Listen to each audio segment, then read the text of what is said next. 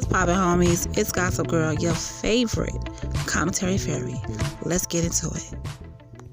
So, I am proud to announce that in the Paul Murdaugh case and Maggie Murdaugh case, they are going to reopen Stephen Smith's case, and that is the guy that was found dead in the streets, okay, that said that he died from a hit and run, which I'm sorry, I'm not buying that.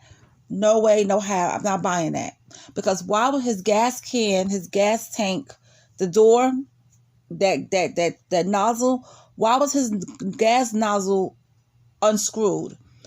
Somebody, what they did was, to make sure he ran out of gas on the road, they took some of his gas out of his car, okay?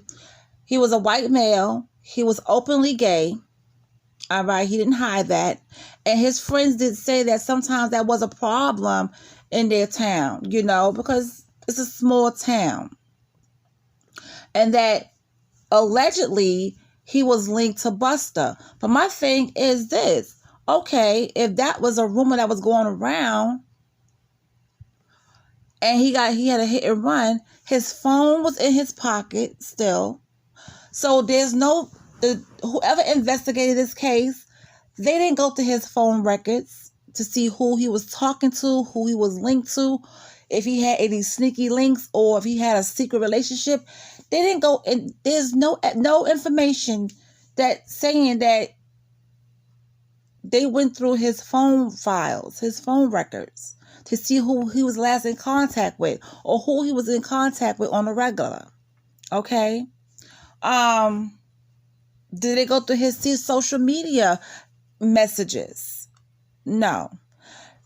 Another thing is the way they say how his body was all bashed up. Let me tell y'all something. Whoever did this made sure that his car ran out of gas, okay, out of nowhere. It's a small town, and it's right there out of nowhere. He had to walk home. His friends said that he was always very well known about his, about his surroundings. He didn't play about that. He was very active and he knew his surroundings. So, and it was somebody that he knew. In a small town, everybody knows everybody. Okay? Now, so where were the phone records? Okay? Somebody made sure his car ran out of gas on the street, on the road. He started to walk home. They beat him up really bad. Probably took him somewhere to beat him up and threw him on the ground and made it seem like it was a hit and run. They didn't mention any extra tire marks. If it was a hit and run, his car was already parked. So it wouldn't be his tire tracks. Did they say any tire tracks? I don't remember seeing that anywhere. So that's that with him. So I'm so glad for the mother that, his case is starting to get reopened. It's about to get reopened again. And I'm so glad, because maybe now somebody could come in there who's not connected with the Murdaugh family and could really, really, really do a thorough investigation of what happened. All right. Now, let's go on to Paul Murdaugh. Paul Murdaugh, since the age of 16, he was drinking, and he probably was drinking before then. Okay. But his friends, they gave him the nickname Timmy because when he started drinking, he started to get drunk and become belligerent. Okay. And he would do and say all sorts of stuff. Okay. He will do and say all kinds of things. And I'm saying at age 16, where are you getting this money from? Well, not the money, but where are you getting this liquor from? Are you getting it from your family's home? Are you still in bottles from your family bar? I do know during that boating accident, there was a couple of people who had fake IDs, and the store had sold the underage kids alcohol. Okay? Now, that's out there. That's definitely out there. Now, Paul Murdaugh, he has a reputation of, turning into Timmy whenever he gets drunk.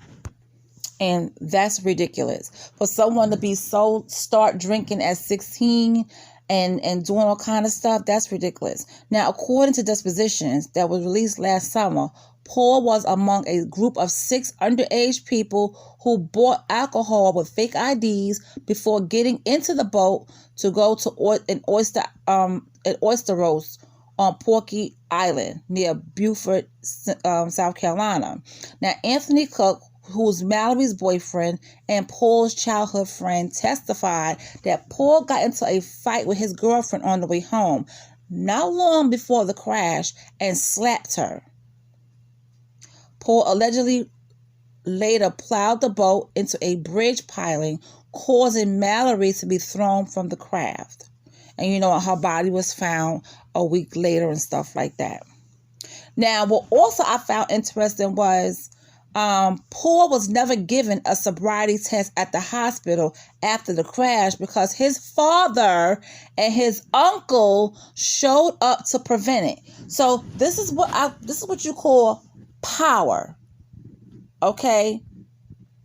First of all, he's in connection with a boat crash. A boat crash.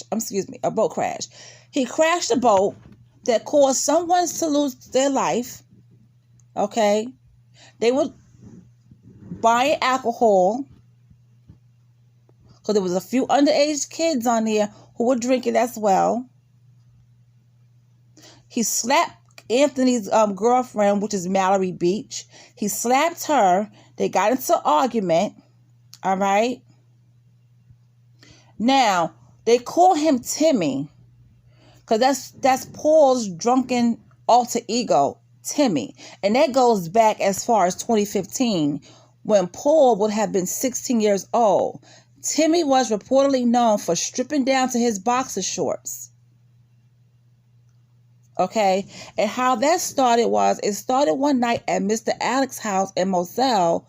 Anthony Cook said, I don't remember who came up with the name, but it's because he turns into a completely different person.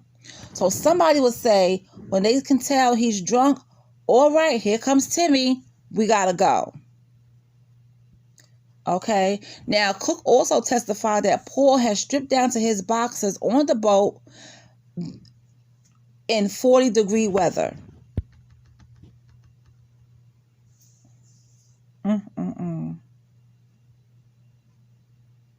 So this boy had a problem with drinking at an early age. And I'm quite sure his family know he drinks, you know. But for that family, for the father and the uncle to stop him from getting a sobriety test, told a lot. It says a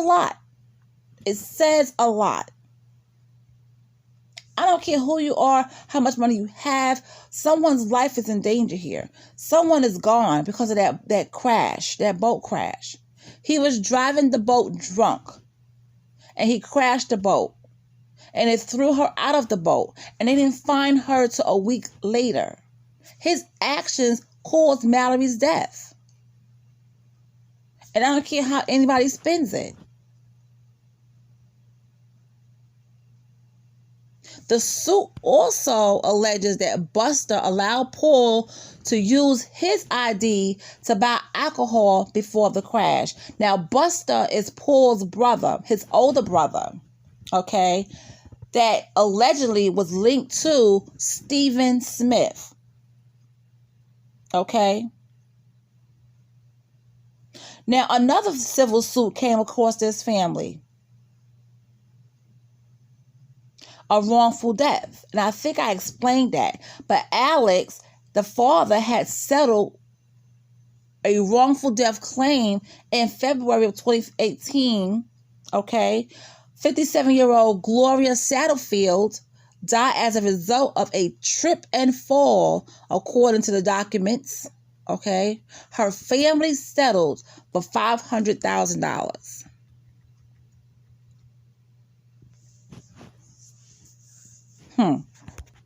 Now, the events leading up to his death, Paul was getting death threats. of what happened with with Mallory Beach. He was getting death threats. And no one in his family reported it to the police.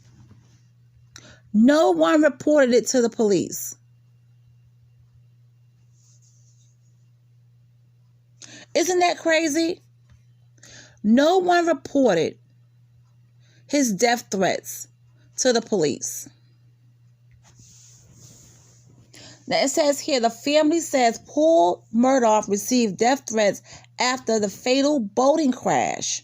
All right. In the aftermath of a boozing boating crash in 2019, Paul Murdaugh was arrested and charged in the connection with the fatal incident, started getting death threats from strangers online and phone calls.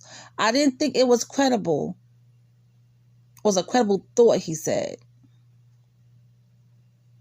That is ridiculous. And his uncle, I believe, said that. So you're not going to take it seriously that he's in court with the Mallory Beach case and he's getting death threats and you're not going to take it seriously? Come on. And Paul's uncle, John Marvin Murdaugh, told ABC News in an interview on Good Morning America that while Paul began receiving threats after the crash, no one believed them to be serious. You have to take stuff like that serious. He didn't think it was credible.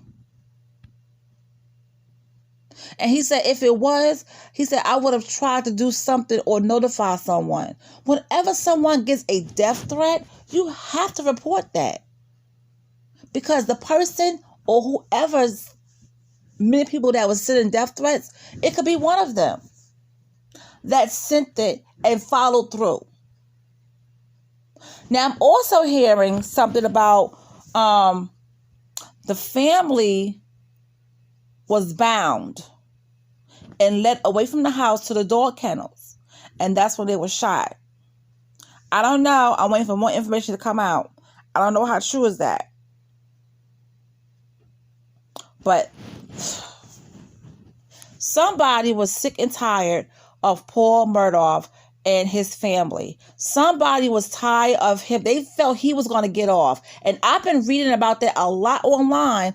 People were saying, they don't have any type of sympathy for Paul because they felt he was going to get off on the Mallory Beach case. And it is possible. It is possible. So, sometimes on social media, when people send death threats, yeah, you can dismiss it to a point, but you got to cover your own behind and get to the authorities. You have to get to the authorities and let them know what's going on. So that way, when something does happen, they know what to look for or who to look into. You don't dismiss anything like that. You don't say, oh, well, I'm not going to call because it's not credible. There are people out here who are nuts. And there's people out here who really love and care for Mallory and felt like this family was going to get off because of who they are. Listen, the Murdaugh family, not everybody loved them. Trust and believe that. Not everyone loved the Murdaugh family.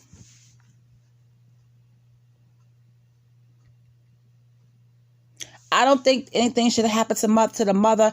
I don't think anything should have happened to Paul either. I'm not that type of person. But